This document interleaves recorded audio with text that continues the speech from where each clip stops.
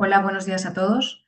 Mi nombre es Delfín Barredo, la directora de Factor Humano, y quiero daros la bienvenida a todos a este webinar, a este debate virtual de hoy que hemos organizado junto con Therapysite y WellHub y que hemos titulado Absentismo de indicador laboral a riesgo estratégico del negocio. Cómo anticipar el desgaste antes de que impacte en la productividad y los resultados. Bueno, seré breve, pero bueno, antes de dar paso al debate, me gustaría recordaros que podéis enviarnos vuestras preguntas a través de la sección preguntas y respuestas que tenéis en la parte inferior de vuestra pantalla y estaremos encantados de recoger estas preguntas y abordarlas durante la sesión de hoy. Por otra parte, al finalizar el webinar recibiréis un breve cuestionario que nos ayudará a seguir mejorando y aportar nuevas ideas en futuros webinars que organicemos. Pues nada más, ahora comenzamos dando paso a la moderadora del debate, a Paola Gómez, que es Client Success Director de WellHub. Buenos días, Paola, que Buenos días, cuando Delfín. quieras puedes comenzar. Muchas gracias. Buenos días a todos y todas. Es un placer moderar este encuentro organizado por Factor Humano. Soy Paola Gómez, directora de Client Success en WellHub, y hoy abordamos un desafío prioritario para las empresas: la evolución del absentismo como indicador crítico de la salud de nuestro negocio. Tradicionalmente, el absentismo se ha gestionado desde un enfoque reactivo, vinculado principalmente a la salud física o a la siniestralidad laboral. Sin embargo, el contexto actual nos exige una visión mucho más amplia. Hoy entendemos que el absentismo es, en muchos casos, el resultado final de un proceso de desgaste previo. Contamos hoy con un panel de expertos de primer nivel para analizar esta transformación estratégica. Isabel Aranda, doctora en Psicología y Wellbeing Manager en Therapyside. Buenos días, Isabel. Buenos días. Ana Ávila, directora de Prevención, Salud y Bienestar en Mau San Miguel. Buenos días, Ana. Buenos días. Araceli Morato, directora de Salud y Bienestar Laboral en BBVA. Hola, Buenos días, buenos días a Araceli. todos. Y Alfonso Garrido, director de Talento y Bienestar en DHL e-commerce. Muy buenos días. Buenos días, Alfonso. Bienvenidos a todos. Para comenzar con este webinar, me gustaría iniciar la conversación con una pregunta que va para todos, ¿vale? O sea, no es nada en concreto, así que sentiros libres de participar. Como hablábamos, el absentismo ya no se reduce solo a gestionar ausencias, sino que entendemos ahora el desgaste que las provoca. Si tuvierais que mencionar brevemente una acción prioritaria y fácil de implementar que tiene consecuencia directa sobre esta prevención del absentismo, ¿cuál sería? Bueno, si queréis empiezo yo misma. Venga, A Araceli, ver, gracias. primero, desde mi punto de vista, desde salud laboral, hay una idea clave. El asentismo no empieza el día de la baja, sino empieza mucho antes, ¿no? Cuando va apareciendo ese desgaste, esas primeras señales de fatiga, de molestias, de ansiedad, etcétera, ¿no?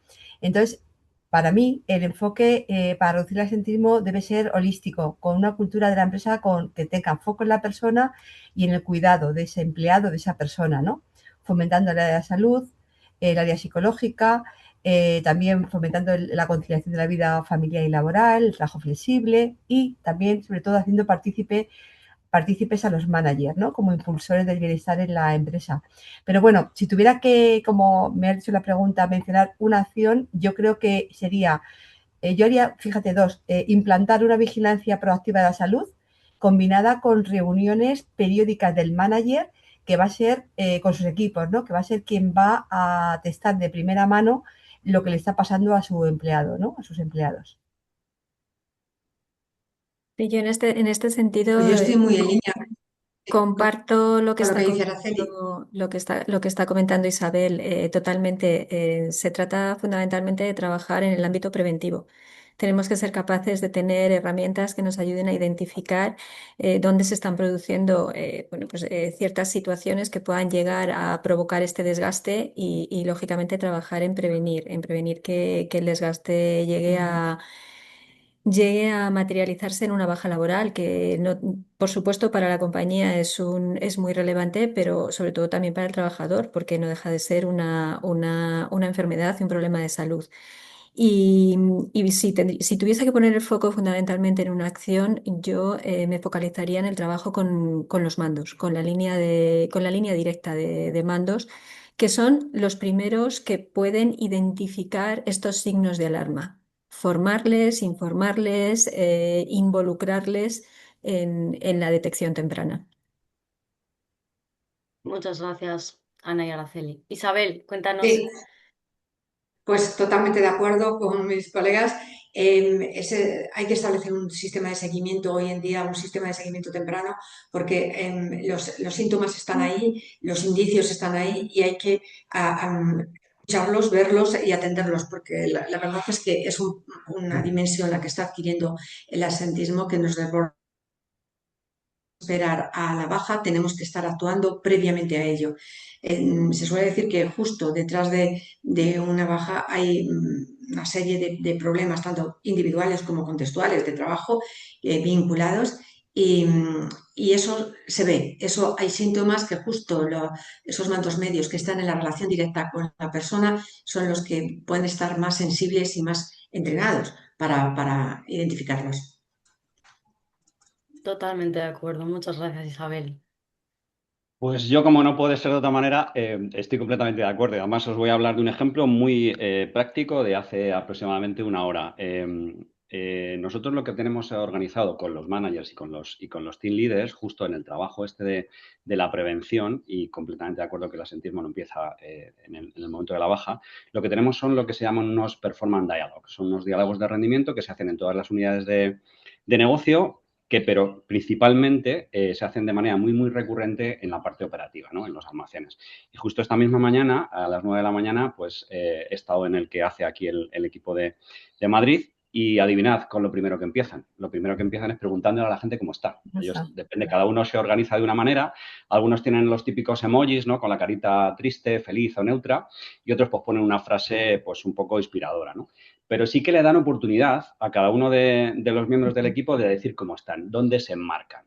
Y el manager o el team lead lo que hace es, si detecta que en alguna de esas preguntas el feedback que recibe pues no es el que espera recibir, o directamente la gente se posiciona en una carita que no es la mejor para ese momento, luego tiene una reunión personal con esa persona y trata de detectar qué es lo que hay detrás, ¿no? Si es un tema de trabajo, si es un tema de salud, si es un tema personal, y entonces encauza y hace un seguimiento durante la siguiente semana con la persona. Entonces, yo creo que es algo que ya llevamos haciendo muchos años en la compañía, se hace en todas las unidades de negocio, como digo, y en todas las divisiones, y es algo que es, la verdad, bastante efectivo y la gente valora muy positivamente. Qué buen punto. Muchas gracias, Alfonso. Además, tan reciente. Como todos decíais, es súper importante la prevención y me gustaría profundizar un poquito en este tema para saber qué iniciativas lleváis en cada una de las empresas. Principalmente, me gustaría comenzar con cómo identificáis a una persona en riesgo antes de que cause esa baja. ¿Qué señales concretas utilizáis? Isabel, si nos quieres poner algún ejemplo desde tu perspectiva. Claro, pues yo creo que lo primero que tenemos que diferenciar es dentro del absentismo, el persona que no viene al trabajo y que puede estar de baja, que son como 2 grados ya en ese absentismo, del presentismo, que es un absentismo conductual, que personas que vienen al trabajo pero que realmente no están en el trabajo, ni su mente ni pues su cuerpo sí está, pero su mente no está, ¿no? Y eso es como un antecedente, ¿no? de la absentismo que después vendrá físico, ¿no? Entonces, el problema en las empresas es ambas situaciones, no solo el de la baja, que es ya la condición extrema y visible, sino también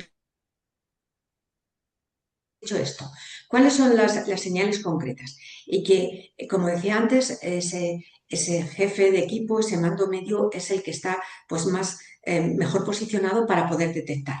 Es simplemente una observación del comportamiento, una observación de cómo las personas están respondiendo. Por ejemplo, es muy claro cambios de comportamiento como es el aislamiento o la irritabilidad o también la hiperresponsabilidad, que esto normalmente no se tiene también es un síntoma de que una persona que está de forma casi compulsiva, ¿no? Intentando sacar el trabajo, ¿no?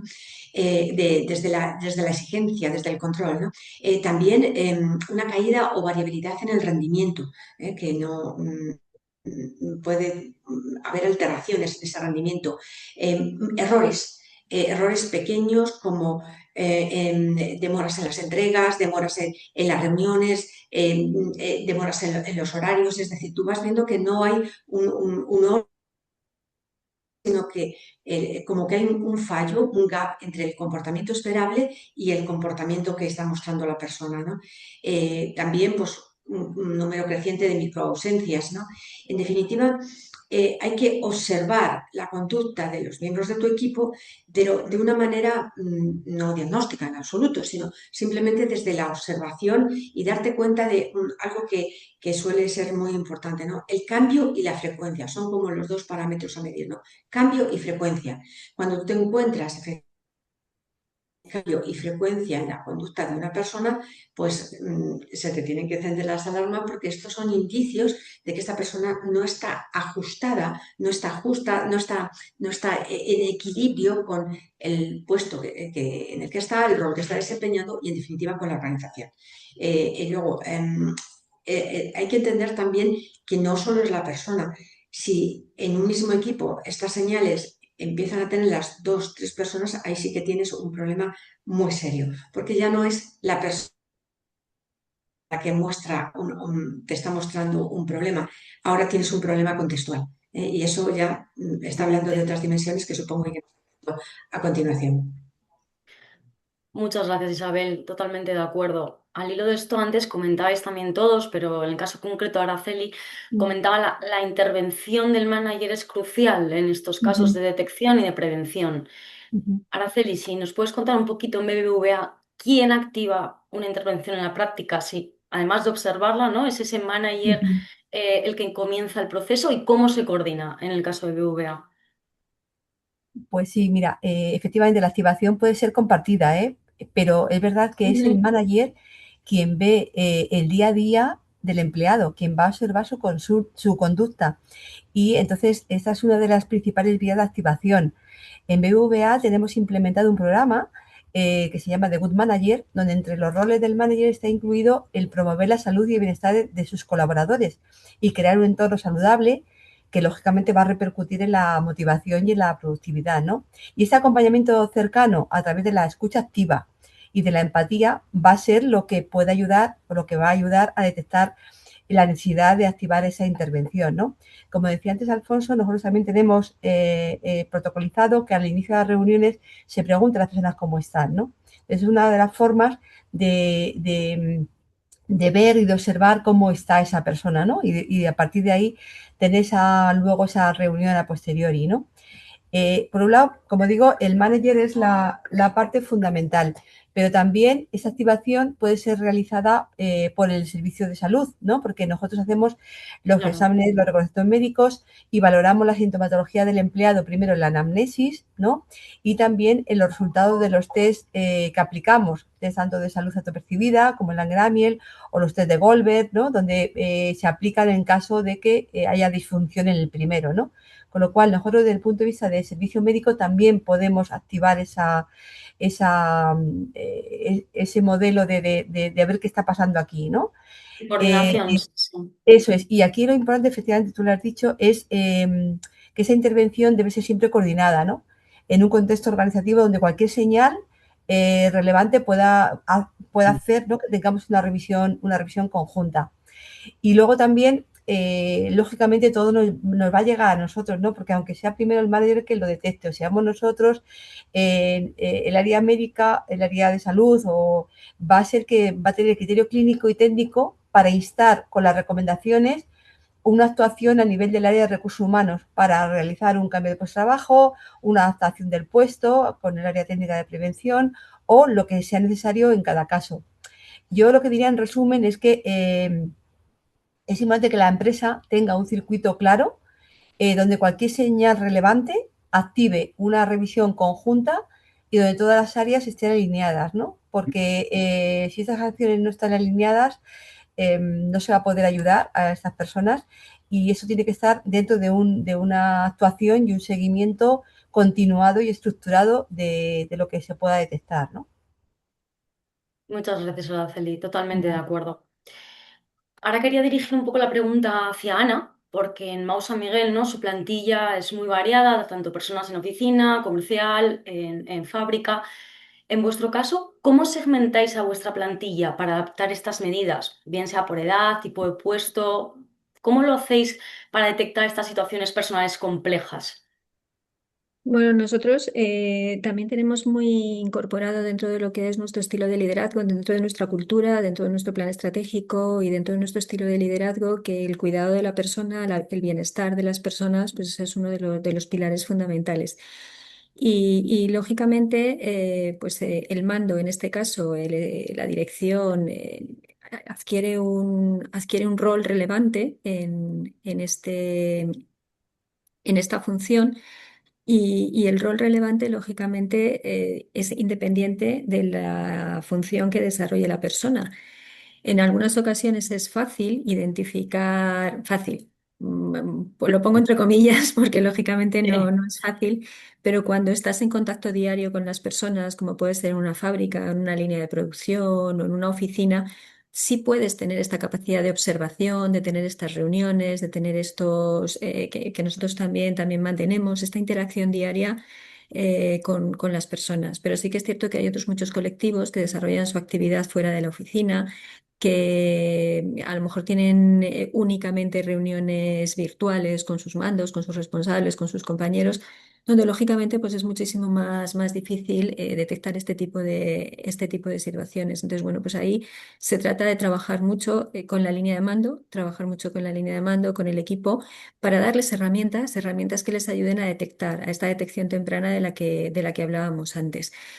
Y entendemos que aquí es importante no solo el mando, la interacción mando-trabajador, sino también es muy importante el entorno social y los propios compañeros con los que se mueven las personas.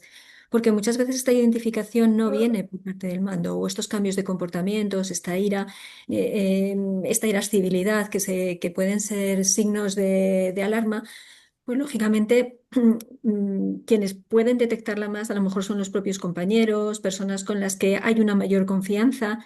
Entonces aquí lo que hemos desplegado en la organización nosotros es lo que hemos identificado como, hemos llamado como brigadas de primeros auxilios emocionales. Y estas brigadas de primeros auxilios emocionales son personas de la organización que voluntariamente han querido participar en estas brigadas, a las cuales se les ha dado una formación pues también para tener la capacidad de identificar este tipo de posibles situaciones que a medio o largo plazo pues, puedan generar algún tipo de problema mayor.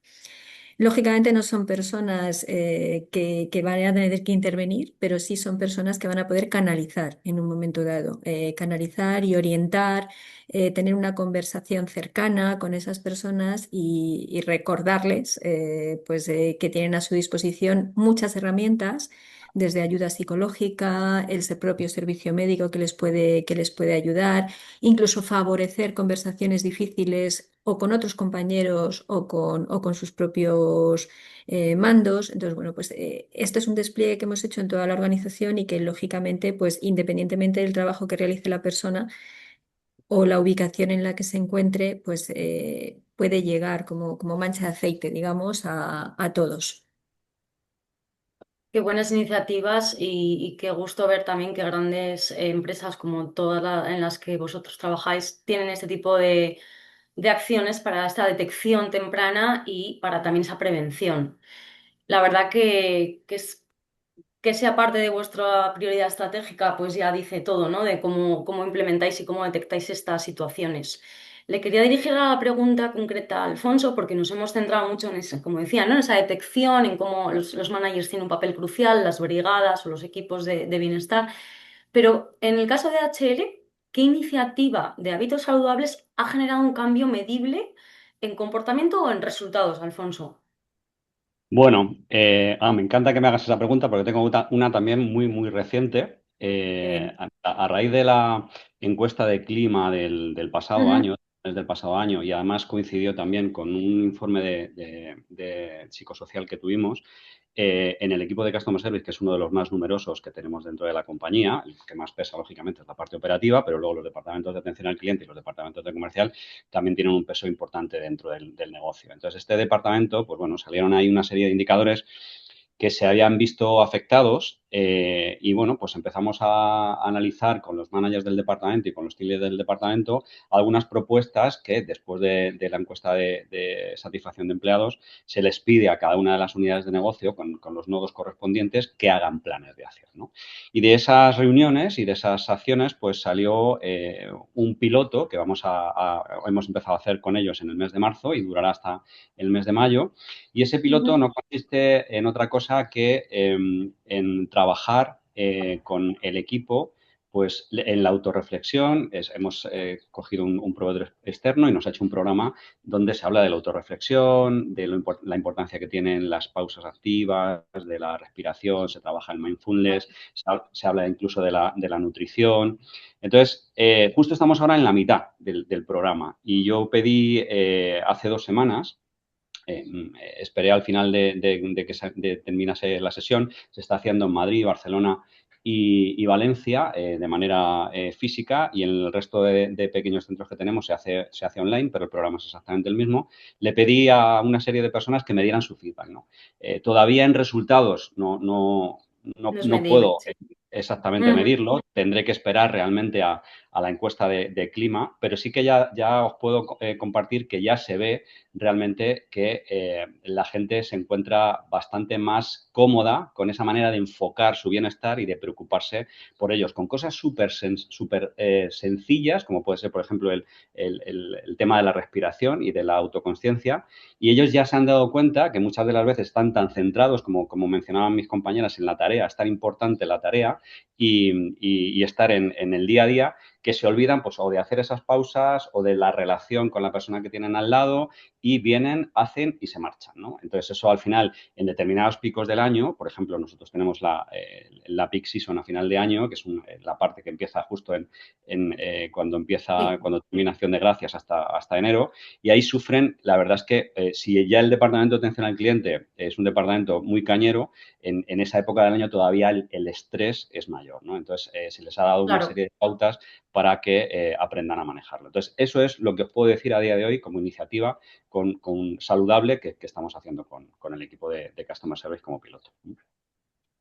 Qué buenas iniciativas, Alfonso, muchas gracias. Justamente al hilo de esto, también en un estudio que hemos lanzado recientemente desde WellHub con todos nuestros clientes a nivel global, un dato que me gusta mucho, ¿no?, destacar es que en esas iniciativas de bienestar que ofrecemos, ¿no?, que trabajamos con las empresas para los empleados, con WellHub hemos detectado que en este estudio que el 60% de las personas que usan WellHub antes no tenían ninguna membresía de gimnasio ni de acceso a ningún tipo de plan de bienestar.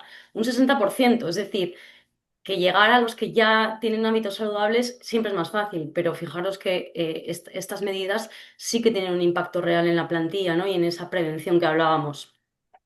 Acabas de mencionar, Alfonso, también una época pico de trabajo, una situación concreta de un departamento, ¿no? Y me gustaría hilarlo con la carga de trabajo y la organización, ¿vale?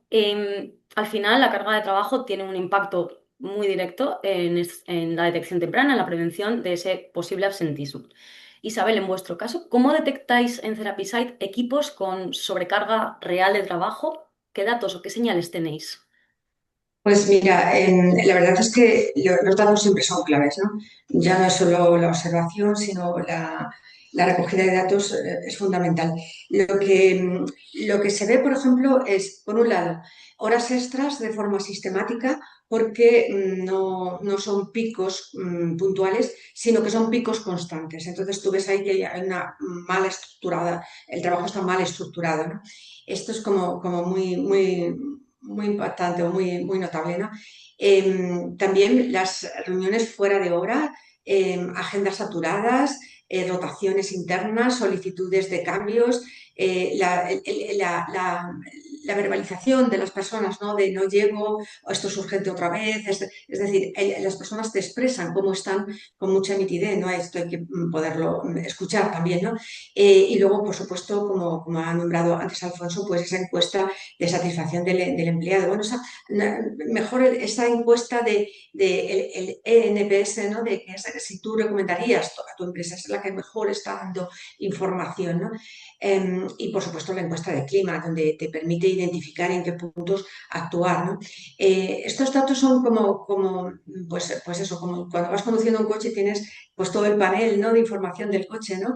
Y si te empieza a encender una luz u otra, pues te va indicando que el coche va teniendo problemas, ¿no? Entonces, estos que he nombrado son como muy, muy notables, pero hay que tener en cuenta que es que tenemos que cambiar el enfoque de forma, o sea, tenemos que mirar esto de otra manera.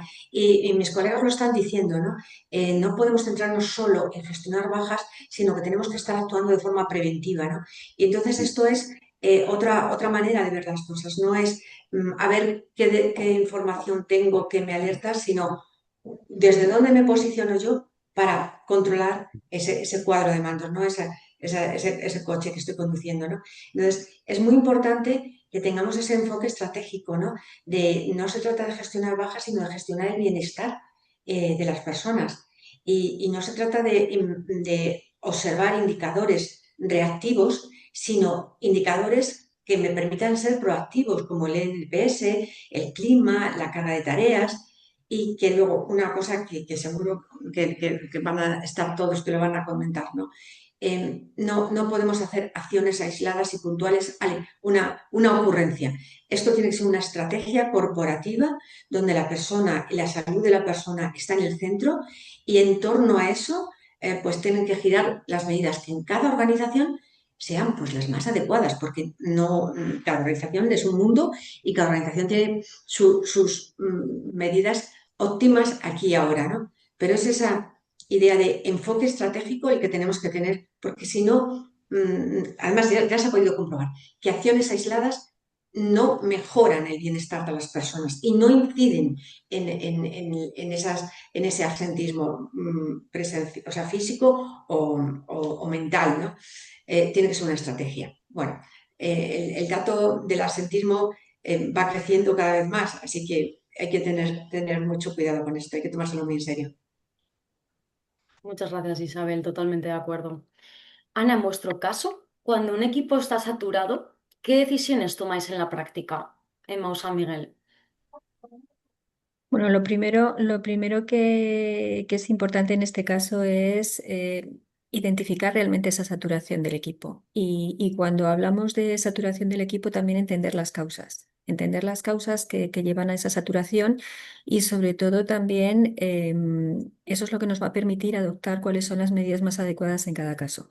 Tenemos que separar y diferenciar lo que son picos de estrés puntuales por momentos específicos, problemas específicos, acciones específicas que en un momento dado puedan sobrevenir por la circunstancia que sea lógicamente ahí lo que tenemos que estar es muy atentos a que esa saturación lógicamente no sea mantenida en el tiempo porque esa saturación mantenida en el tiempo es lo que nos puede llevar a identificar esos problemas. Cuando identificamos esas saturaciones o esos picos de trabajo o esos picos de estrés que nos llegan a todos en algún momento determinado y que lógicamente tenemos que saber gestionar. Pues en ese caso lo que tenemos es que estar muy atentos de ayudar en este caso a los managers, a los equipos, a que tengan las herramientas adecuadas para gestionar esas situaciones. Cuando, cuando estas sobrecargas o estas saturaciones son mantenidas en el tiempo, bueno, pues aquí lo que tenemos que asegurar es, bueno, trabajar desde la mejora de la organización del trabajo, que lógicamente es algo que también corresponde a, a toda la organización en este sentido, y también identificar cómo los equipos están viviendo esta sobresaturación y cómo el líder lo está gestionando dentro de sus equipos. Aquí el liderazgo entendemos que es fundamental también para saber transmitir a la organización, saber transmitir a sus equipos pues cuál es la mejor forma de priorizar, cómo priorizar, porque lógicamente pues es donde tenemos que trabajar. Y esto lo identificamos, también nosotros hacemos nuestras encuestas de bienestar, hacemos las encuestas de experiencia del empleado y hemos incorporado también, aparte del NPS de compañía, el NPS del manager, que nos permite identificar si hay algunos equipos que no están gestionando adecuadamente, ya sea por el estilo de liderazgo, ya sea por el propio equipo. Y este NPS del manager pues, nos permite también identificar si con algunos equipos específicos pues, hay que hacer alguna medida más ad hoc, más localizada. Y lógicamente pues, es donde trabajamos fundamentalmente. Muchas gracias, Ana. Totalmente, escuchando estas experiencias queda claro que esa prevención pasa por ofrecer soluciones que se adapten al día a día del empleado, ¿no? Y que colaborar también para que transformar el bienestar a una herramienta de compromiso diaria, ¿no? Facilitar un acceso a, como decíais antes, actividad física, nutrición, salud mental, para evitar esos niveles de estrés, ese desgaste que mencionáis, además de todas las iniciativas de sobrecarga de trabajo, distribución entre los, carga de trabajo entre los empleados y cómo los managers tienen un papel fundamental para reducir este absentismo. Y como decíamos al comienzo y el propio nombre del webinar indica, es que este absentismo, además de ser un problema de personas, tiene un impacto real en el negocio, ¿vale? Tiene un coste y debería ser, como antes mencionabais en muchos casos, una prioridad estratégica. Araceli, en el caso de BVA, ¿qué KPIs o qué métricas utilizáis que os permiten anticipar problemas antes de que aumente este absentismo y antes de que Ujú. impacte en el negocio? A ver, pues esto lo podemos ver desde varias líneas, ¿vale? Establecemos encuestas de bienestar, encuestas de riesgos psicosociales para valorar el estrés, la fatiga, el burnout, etcétera. De hecho, vamos a sacar próximamente también un barómetro de bienestar para valorar el estado de nuestros empleados a nivel 360, ¿vale? Que nos va a permitir también poder realizar Ujú. iniciativas preventivas en aquellos aspectos que veamos una mayor deficiencia, ¿no? También hacemos encuestas de reputación interna y de cultura y compromiso. También nos fijamos, fíjate, en el número de consultas médicas, es decir, si vemos que hay un aumento en el número de consultas, sabemos ahora que las causas más frecuentes de las sentimos son las algias y la patología mental, ¿no? Entonces sí podemos observar si tenemos más consultas por ese tipo de etiologías, ¿no? Si hay más casos de ansiedad, la gente está más irritable, hay mayor labilidad emocional en los trabajadores, ¿no? Y así de esta forma podemos intervenir en hacer mayor prevención en aquellas áreas que también nos ha pasado hay determinadas áreas en que los trabajadores estaban todo regular. Bueno, pues ahí está pasando algo, ¿no? Y podemos ver el origen de por qué se producen esos síntomas. También tenemos un programa de apoyo psicológico 24/7 en el cual podemos valorar si hay aumento de consultas, en qué tramo de edad, si se produce más en unas determinadas áreas o en otras, lo tenemos valorado por servicios centrales o red, la verdad es que hasta el momento estamos valorando y vemos también si la etiología es laboral o personal o mixta, ¿no? Hasta el momento estamos viendo que casi todas suelen ser mixtas, porque es verdad que una cosa, Claro. un área personal impacta en el laboral y viceversa, ¿no? Pero es una forma también de poder medirlo, de medir ese tema para valorar dónde está el origen del problema, ¿no? Y como he dicho anteriormente, desde la vigilancia de la salud podemos observar también a través de la anamnesis y a través de los test realizados cómo está la salud emocional de la plantilla o la salud de otro tipo que nos pueda anticipar o valorar una posible baja, ¿no? Y otra de las cosas también me parece importante es como indicador unas ausencias repetidas, ¿no? Las ausencias cortas recurrentes, ¿no? O recaída de procesos anteriores. Si hay una persona que se ha dado de alta pero vuelve a recaer, pues esa persona todavía no está bien. O una persona que está teniendo demasiadas ausencias de formas repetidas, algo está pasando ahí, ¿no? Entonces yo creo que todos estos indicadores nos dan señales antes de que realmente aparezca la baja y es ahí donde realmente podemos intervenir. Muchísimas iniciativas y métricas para detectarlo, Araceli. Muchas gracias Ujú. por contarnos. En el caso de DHL, Alfonso, ¿cómo conectáis los datos de absentismo con resultados del negocio? Productividad, margen, rotación. Pues es muy fácil y además tiene fácil entendimiento porque como llevamos hablando todo el tiempo, el asentismo es algo que impacta realmente, como todos sabemos, en Ujú. el negocio. Aparte de, lógicamente, apoyarnos en los datos que nos ofrece el equipo de prevención o el servicio médico, desde aproximadamente hace un año y medio, lo que decidimos es que ya involucrarnos desde el equipo de recursos humanos y en administración de personal lo que hacemos es mandar un informe diario de las altas y las bajas a los departamentos donde más existe este asentismo, que son el Departamento de Operaciones y el Departamento de Customer Service, como os decía anteriormente. Así Entonces, es. aparte de correlacionar, lógicamente, el impacto que tiene o en el coste en el número de bultos movidos en función de cómo fluctúa ese porcentaje de asentismo y también en los niveles de servicio, en los niveles de atención al cliente en función de los estándares, esto lo que nos ha ayudado es a anticiparnos con la ayuda de externos, de empresas de trabajo temporal, en aquellas franjas donde nosotros sabemos que vamos a tener una baja prolongada, pues lo que hacemos es nutrirnos de este tipo de ayuda y, lógicamente, en la medida de lo posible, sobre todo a nivel de almacén, en las operativas, pues si lo sabemos con determinada antelación sabemos que va a ser una baja prolongada, lo que hacemos es balancear las cargas de trabajo. O sea, básicamente, sí que, aparte de la ayuda que teníamos anteriormente con la estadística, como digo, del equipo de prevención y del servicio médico, decidimos hacer esto y de una manera diaria. Ellos saben con qué personal van a contar o con qué personal no van a contar. Totalmente, Alfonso, muchas gracias. Además, en el caso de HL, como tú bien comentas, es muy distinto el perfil del puesto, ¿no? De dónde están, si están en Customer Experience o en unas oficinas centrales, digamos, y el absentismo que provoca y el impacto que tiene en el negocio, ¿no? Que es Ya. mucho más tangible, quizás, desde los Mm, departamentos que comentas. mm. Ana, en el caso de Mau, ¿cómo calculáis el coste real de una baja en vuestra empresa? Bueno, la verdad es que el coste real de una baja es complicado, es complicado de calcular, pero sí que trabajamos mucho. Por un lado, trabajamos en identificar absentismo, trabajamos en predecir el absentismo, me explico. Predecir el posible coste que vamos a tener con el absentismo. Entonces, lo que estamos trabajando mucho es ahora mismo con el tema del dato. Tenemos muchos datos, tenemos mucha información, tanto a nivel de empresa como a nivel nacional. Hay muchos datos, mucha información sobre el absentismo. Conocemos cuánto va a durar de forma estándar una baja. Entonces, con eso, y hay muchos factores que intervienen en una posible baja o en una posible causa de baja.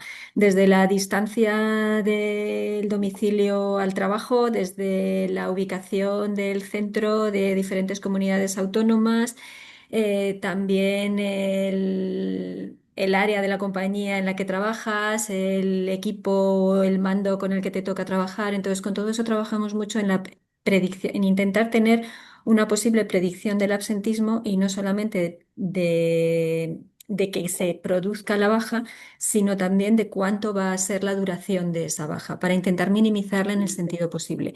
Y esto intentamos monetizarlo desde el punto de vista de ese posible absentismo o ese absentismo ya generado, qué impacto me está generando, no solamente desde el punto de vista de costes directos, que lógicamente son los que tenemos fácil de identificar, sino los costes indirectos. O sea, una persona, ¿cuánto supone que una persona deje de producir un día? 2 días, 5 días, y eso nos lleva a una identificación de ese coste también, también indirecto. No solo dejo de producir, sino además en muchos casos tengo que sustituirlo, tengo que hacer una contratación adicional, con lo cual también cuánto supone el coste de esa contratación adicional, cuánto supone también esa posible carga o sobrecarga de trabajo para el resto de tus compañeros. Entonces, bueno, pues no es fácil, pero procuramos poner euros a todos estos Sí. datos: horas de baja productividad, horas de ausencia de productividad, horas extras. Y bueno, pues al final intentamos llegar a una monetización del absentismo ya producido, pero intentamos trabajar también en el absentismo posible que se va a producir, que es lo que nos ayuda también, y sobre todo ayuda mucho a la planificación de plantillas, a la organización del trabajo. No es lo mismo tener la plantilla completa y a plena motivación, vamos a decirlo así, que tener la plantilla, pues eso, un poquito mermada. Totalmente, Ana, estoy súper de acuerdo con todo lo que comentabas. Justo hace un par de semanas, hablando con un cliente que era una gran aseguradora, comentábamos sobre este tema porque todos estamos, este tema, ¿no? Está en el día a día de todas las empresas y me comentaban que, por supuesto, ya no es la gestión de la baja, el impacto económico que tiene, sino, como bien decías, Ana, el impacto también en lo que comentábamos antes, la carga de trabajo del resto del equipo. Es decir, que al final esa sobrecarga o esa persona en una baja más prolongada o, bueno, o incluso puntual, si su trabajo tiene un impacto muy directo, hasta que se cubre, si se puede cubrir, también te impacta en el resto del equipo porque puede generar un efecto en cadena, ¿no? Cuando no se soluciona a tiempo. Así que la verdad que la prevención, como bien dices, es la forma de medir también ese impacto económico que puede ocurrir a futuro y poder evitarlo.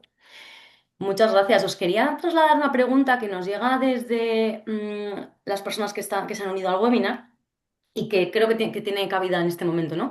Y nos preguntan, abierta a quien queráis, ¿cómo priorizáis las acciones de bienestar cuando los recursos, como el tiempo y el presupuesto, son limitados? Me parece una pregunta como muy, muy buena en el hilo que estamos comentando. Bueno, yo, si me permitís, yo puedo al menos en parte contestarlo y lo Claro. hilo con lo que decía anteriormente. Al final nosotros sí que nos apoyamos mucho en los managers, como bien habéis dicho, y también en las encuestas, ¿no? Al final, el ejemplo que os ponía antes con el equipo de Customer Service, para nosotros intentamos poner el foco y la prioridad primero en las personas y luego en el impacto que genera ese asentismo de estas personas en el negocio.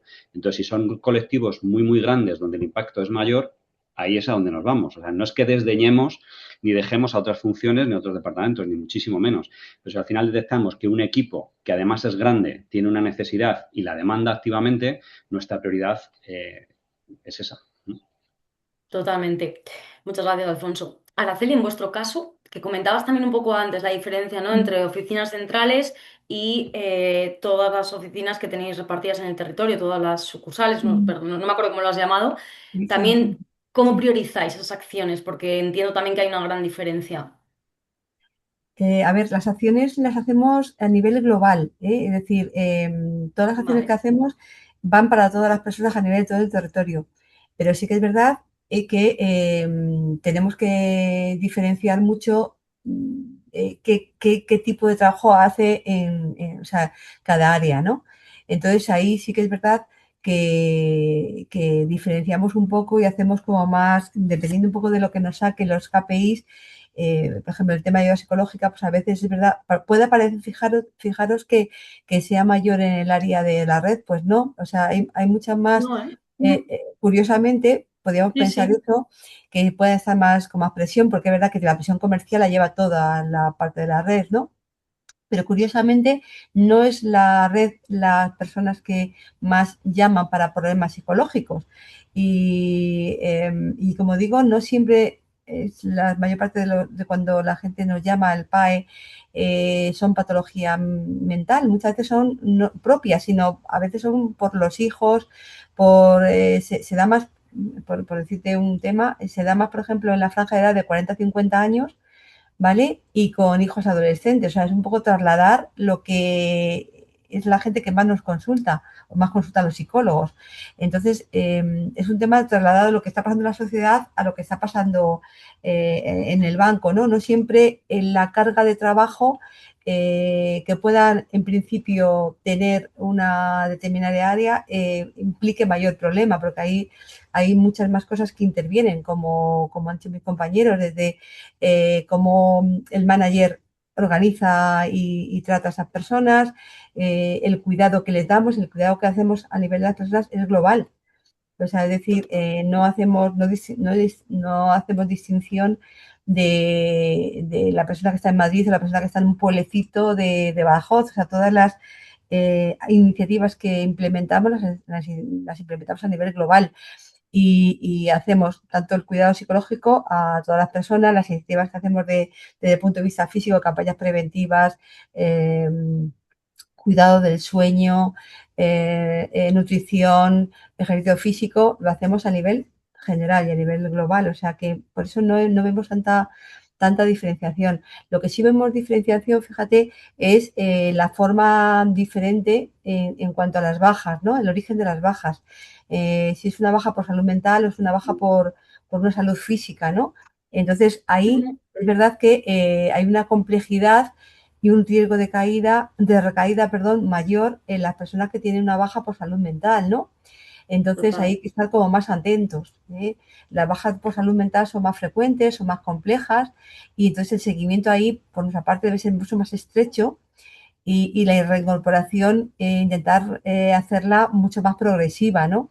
Esas personas van a requerir mayor adaptación, mayor atención del entorno y a veces también como las bajas son más largas, cuando vuelven se encuentran esas personas como que les cuesta trabajo adaptarse a los cambios de los procesos, los cambios tecnológicos, Claro. nosotros van muy rápido, ¿no? Entonces hay que hacer mayor formación, etcétera, ¿no? No es lo mismo gestionar una baja física, ¿no?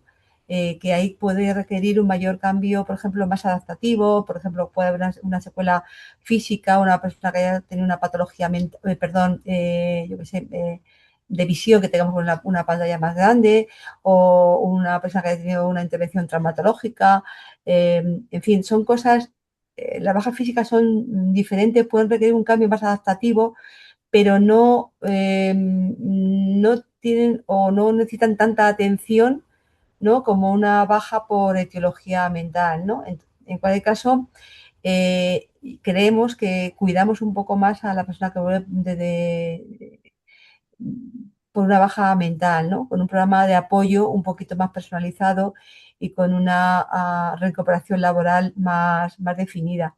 Pero como te digo, no tanto por servicios centrales o por red, ¿vale? Porque nuestras iniciativas, nuestra cultura preventiva va enfocada igual a todas las personas que integran la organización, y no solamente a nivel de España, sino a nivel de los 120.000 empleados que tenemos a nivel global. Qué bueno. Muchas gracias, Araceli. Me va perfecto todo lo que estabas contando también para hilarlo con otra pregunta que nos hacen desde todos los participantes, porque hablabas justo ahora, Araceli, de cómo se adaptan, cómo se reintroduce una persona que ha estado de baja, ¿no? Y la pregunta me parece súper buena y tan de actualidad que me gustaría también comentarosla. A ver, quien quiera, por favor, libre de participar. Nos decían que teniendo en cuenta la introducción de la inteligencia artificial y que esta introducción implica cambios en roles, mayor presión a nivel productividad, adaptación constante a nuevas herramientas, ¿no? Lo que comentabas desde otro prisma, Araceli, pero con la inteligencia artificial. Comentan que si creéis que estos factores pueden estar influyendo en el bienestar de los empleados hasta el punto de impactar en el absentismo. Es decir, esa adaptación y es también quizás aquí influye el tema de las bandas de edad que comentabais. No sé si queréis, Isabel, que te veo por ahí, que haces así. Ahí, Alfonso. Sí, la utilización de los recursos digitales, del mundo digital en el que vivimos, Así pues es. está generando también sus efectos, no es inocuo. Entonces, sí que tenemos definido, y además en riesgos psicosociales está recogido el Claro. tecnoestrés, ¿no? Pero lo que se produce es un malestar digital, ¿no? Es decir, el uso de estas tecnologías produce cambios, impacto cognitivo e impacto afectivo, impacto conductual, es decir, nos afecta esto. Para unas personas es la sensación de pérdida de control, de que la máquina te está dirigiendo, para otras es la sensación también de pérdida de control por la velocidad de los cambios con los cuales tienes que estar adaptándote a todas las aplicaciones. Es decir, no es neutral la utilización de estos medios.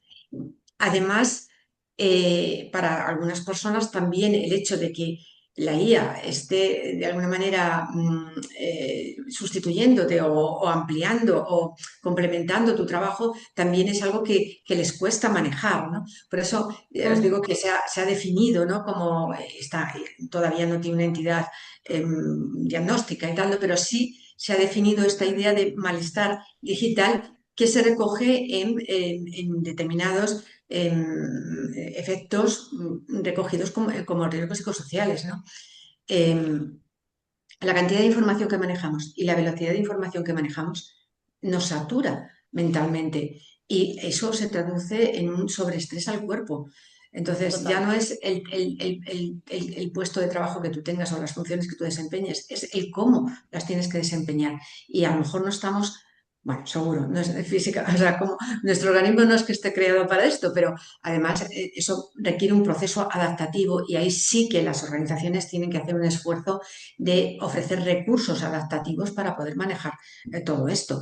Al final, es que ya no estamos hablando solo de actuar sobre pues un efecto negativo que tenemos en las organizaciones, que son las bajas. Es que nosotros ahora tenemos que estar pensando en cómo dirigir, cómo gestionar la relación de las personas con el trabajo, que es muy diferente. Y esto es un paradigma nuevo en el que nos vemos abocados por necesidad. Y claro, ¿qué es lo que nos impulsa? Las bajas. Pero, pero el paradigma, la concepción del trabajo, la concepción de la relación con el trabajo, mm, todo esto está cambiando. Habéis nombrado generaciones. Sí, claro, las nuevas generaciones tienen otra visión, pero no son exclusivas de ellos, ¿eh? Es decir, cada momento vital tiene una forma de ver la vida y unas prioridades. A todos nos está afectando esto de una manera o de otra. Eh, el hecho es este. No sentimos que el trabajo sea una prioridad. Antes se decía hay que trabajar, ¿no? Ahora hay muchas personas que dicen no necesito trabajar o para qué trabajar o voy a trabajar una temporada y después ya veré. Es decir, esto ha pasado a otro rango, ¿no? Y las organizaciones estables, como pueden ser las de mis compañeros, que son grandes organizaciones, a lo mejor se percibe menos porque las personas tienen un trabajo estable y de continuidad, pero en las organizaciones más nuevas, ¿no? O más pequeñas, esto tiene un impacto enorme, ¿no? Así que sí, tenemos que gestionar la relación de las personas con el trabajo. Ahora te Em, dejo, Alfonso. Ah, perdón, sí, dile, dile, y rápido, luego le rápido, contesto a rápido, muy Isabel. rápido, pero estando completamente de acuerdo con lo que dice Isabel, Sí. pero yo os quiero hablar de cómo lo vemos nosotros y cómo lo utilizamos nosotros aquí. Nosotros hace como 4 años decidimos, nosotros tenemos una parte del negocio que es la parte del e-commerce, donde todos los que estamos aquí seguros, nuestros hijos, nuestros primos, nuestra Ujú. familia, a través de una determinada URL entramos, compramos, pedimos los envíos y demás. Entonces, muchas de las personas que hacen este tipo de gestiones son gente, pues, más joven, ¿no? Y lo hacen todo muy rápido. Vamos a resumirlo así. Entonces, Ujú. nosotros nos dimos cuenta de eso y hace como 4 años metimos en nuestra área de clientes y en nuestra web un chatbot de IA. ¿M? Entonces, hemos conseguido en esos 4 años que se tripliquen las consultas que se gestionan con la IA y que se reduzca, por ejemplo, tengo el número en la cabeza del 25 contra el 24, un 5% a la carga de trabajo que tienen en este caso los agentes de atención al cliente. Entonces, esto nos ha hecho que ellos se dediquen más a temas donde más valor aportan, ¿no? Y lo otro se lo dejamos a la IA. Y ahora estamos haciendo lo propio, pero en lugar de a través de un chatbot en lo que es la web, hacerlo directamente en el teléfono. Y estamos trabajando igual con el voicebot. Con lo cual, sí, es cierto que hay que adaptarse a la IA, pero también es cierto, como decía Isabel, que hay que darle las herramientas a las personas que interactúan con la IA para que la conozcan y para que la pongan a su servicio, porque la IA no nos tiene por qué sustituir. Nosotros, una vez que le pasamos un prompt a ChatGPT o a Copilot, tenemos que ir ajustando ese prompt y con lo que luego nos devuelve, realmente ajustarlo a lo que es nuestro discurso, ¿no? Entonces, en nuestro caso, hasta el momento no hemos notado realmente que la gente note una presión a la pregunta de Sandra, que me parece muy, muy interesante. Todo lo contrario, hemos notado un alivio y realmente dimensionar a la gente en aquello que necesita. Qué buenos puntos. Antes quería comentar también, y además de lo que has complementado, Alfonso, lo del cambio de paradigma, ¿no? De cómo se ve por nuevas generaciones o hoy en día ya por más generaciones, no solo la gente más joven, el trabajo, qué papel juega y lo que buscan, ¿no? Al final, desde World Hub tenemos contacto diario con muchísimas empresas y el otro día comentaba también con el director de recursos humanos de otra empresa, me decían, no, es que ahora lo que piden o lo que necesitan la gente joven en el trabajo o incluso ya gente también de otra edad, pero ya no es lo que se pedía antes, ya piden un bienestar, piden estar a gusto en el puesto, ya no piden, a veces nos comentaban, ¿no? Era un caso concreto, pero decía, ya no quieren esa carrera de fondo, de escalar en rango y seguir creciendo. Piden estar felices en el trabajo, estar contentos, una carga de trabajo adecuada, unas condiciones buenas, ¿no? Y por supuesto, pues beneficios corporativos que les ayuden a llevar su día a día y a mejorar su bienestar. Ujú. Me ha encantado todas las iniciativas que contáis. Hemos hablado un poco, pues, de prevención, hemos hablado de la carga de trabajo, de cómo impacta en el negocio el absentismo, protocolos en momentos críticos y de gestión de baja. Y por último, para cerrar, que nos quedan 5 minutitos, me gustaría hablar rápidamente de la reincorporación. No, que no es, ya lo comentaba antes también Araceli, si no me equivoco, que no es un tema menos importante esa reincorporación para prevenir recaídas, porque la posible recaída en absentismo laboral es muy frecuente, sobre todo en bajas de salud mental. En vuestro caso, Alfonso, ¿cómo es vuestro proceso de incorporación tras una baja? ¿Qué pasos seguís? Pues me he sentido muy identificado con lo que decía Araceli, ¿no? Y con lo que hemos mencionado de alguna manera todos en el panel de la gestión del mando. Nosotros establecimos recientemente, al inicio del año 25, un protocolo mediante el cual el mando, cuando se reincorpora a la persona, independientemente del departamento que sea, lo que hace es tiene una entrevista con esa persona y básicamente pues hace tres cosas. Lo primero es interesarse cómo está, en qué condiciones se reincorpora, cómo ha ido su proceso y cómo se encuentra, ¿no? Luego, y en línea con lo que decía Araceli, hacemos otras dos cosas más. Lo primero es ver si la persona necesita una adaptación del puesto de trabajo, ¿no? Si la patología Claro. que tiene necesita para que la persona siga motivada, siga enganchada al negocio y no haya esa recaída, hay que hacer una adaptación. Y por último, se le pone un poco al día en su periodo de baja qué es lo que ha acontecido, qué cambios ha habido y qué impacto también ha tenido que esa persona no esté trabajando para el resto del equipo la carga que ha supuesto al equipo, ¿no? Y durante unas 2 semanas aproximadamente, después de esa conversación, se hace un seguimiento para evitar que haya esa recaída y que haya más. Muy buenas iniciativas, Alfonso, muchas gracias. Voy a unirlo también con la última pregunta que tenemos de los participantes, que no es exactamente sobre la reincorporación, pero la podemos unir también. Nos preguntaban que con qué barreras os encontráis al intentar implementar medidas preventivas, o en este caso también lo voy a unir con medidas de reincorporación. Posible rechazo, ¿no? de los empleados, porque está muy bien todas las iniciativas que llevamos, pero alguien, no me acuerdo quién antes mencionaba la escucha activa fundamental para prevención y para la solución también, ¿no? A futuro. Es pregunta abierta, no sé si alguien quiere participar. Nos quedan 3 minutitos. Yo en este sentido creo que es fundamental no perder nunca el contacto con los empleados. Esa escucha activa es fundamental cuando la persona está en activo, está trabajando en su desarrollo profesional diario, em, que nos permite además identificar este posible desenganche tanto de presentismo como de absentismo, me da igual cómo lo queramos llamar, al final repercute en la productividad de igual manera, pero también es importante mantener el contacto con las personas cuando están de baja.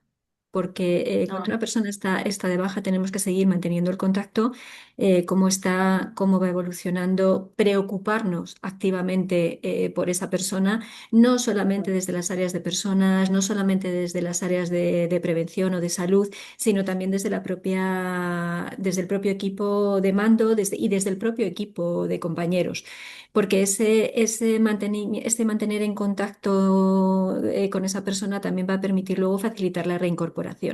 Y nosotros en el tema de la reincorporación procuramos trabajar mucho con esas personas a través de este contacto, no en el día de la incorporación, sino incluso meses antes de esa reincorporación, cuando ya sabemos, sobre todo en las bajas de larga duración, que es donde más problemas vamos a podernos encontrar de readaptación, para ir trabajando con la persona poco a poco un plan de onboarding específico. Un plan de onboarding específico que cuando la persona el primer día vuelve tras su baja prolongada, ya tiene un plan. Ya tiene un plan ad hoc específico para él, desde un punto de vista físico, desde un punto de vista emocional, pero también desde un punto de vista social y sobre todo tecnológico, porque muchas veces la persona se reincorpora en un equipo que no es su mismo equipo distinto. del que se fue, no Total. va a utilizar las mismas herramientas que utilizaba cuando se fue.